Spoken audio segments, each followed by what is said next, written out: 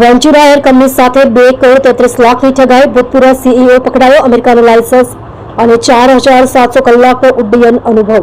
ફ્લાઇટમાં બેસે તે પહેલા પોલીસે મુંબઈથી દબોચી લીધો. સુરતની જાણીતી વેન્ચુરા એર કનેક્ટ કંપની સાથે એરક્રાફ્ટ ખરીદીના નામે 2 કરોડ 33 લાખની ઠગાઈ કરવાના આરોપસર ભૂતપૂર્વ ડીઈઓ કાર્તિકેય શંકરલાલ ગરાસિયાની ધરપકડ કરવામાં આવી છે. મુંબઈ એરપોર્ટ પરથી અમેરિકા ભાગવાની ફિરાકમાં રહેલા કાર્તિકેયને ઉમરા પોલીસે લુકઆઉટ નોટિસના આધારે ઝડપી લીધો છે. પોલીસ તપાસમાં ચોંકાવનારી વિગતો બહાર આવી છે, જેમાં આરોપી 4700 કલાકથી વધુનો ફ્લાઇંગ અનુભવ ધરાવે છે અને તેની પાસે અમેરિકન લાયસન્સ પણ છે. તે અમેરિકામાં પણ ફ્લાઇટ ટ્રેનિંગ આપતો હોવાનું તેણે જણાવ્યું હતું.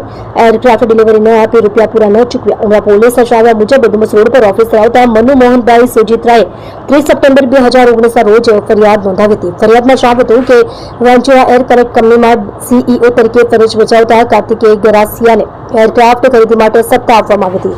આ હેતુસર તેણે કંપની પાસેથી કુલ 3,52,61,150 લીધા હતા. જોકે તેને એરક્રાફ્ટ ડિલિવરી આપી ન હતી અને માત્ર 1,19,00,000 રૂપિયા જ પરત કર્યા હતા. બાકીના 2,33,15,670 ઠગાઈ કરી તે ફરાર થઈ ગયો.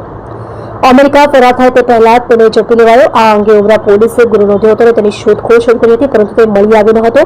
તેની સામે લુકઆઉટ નોટિસ જારી કરવામાં આવી હતી. આ નોટિસને કારણે મુંબઈ એરપોર્ટ પરથી તેને ઝડપી પાડવામાં આવ્યો હતો, જ્યારે તે અમેરિકા જવા માટે ફ્લાઇટમાં બેસવાની તૈયારીમાં હતો. આરોપીનો પ્રોફાઇલ અને ચોંકાવનારી વિગતો પોલીસની પ્રાથમિક પૂછપરછમાં કાર્તિકે જણાવ્યું હતું કે તે અમેરિકાના ટેક્સાસના આર્લિંગ્ટન ખાતે આવેલી ગોલ્ફ એરોફ્લાઇટ સ્કૂલ સાથે સંકળાયેલો છે. તેણે પોલીસ સમક્ષ કબૂલ્યું છે કે તે આ કંપનીમાં ફ્લાઇટ ઇન્સ્ટ્રક્ટર તરીકે કામ કરે છે. તેણે દાવો કર્યો છે કે તે 4700 કલાકથી વધુનો ફ્લાઇંગ અનુભવ ધરાવે છે અને તેની પાસે અમેરિકાનું ફ્લાઇંગ લાયસન્સ પણ છે. આટલો ઊંચો પ્રોફાઇલ ધરાવતા વ્યક્તિ દ્વારા કરવામાં આવેલી ઠગાઈએ સૌને ચોંકાવી દીધા.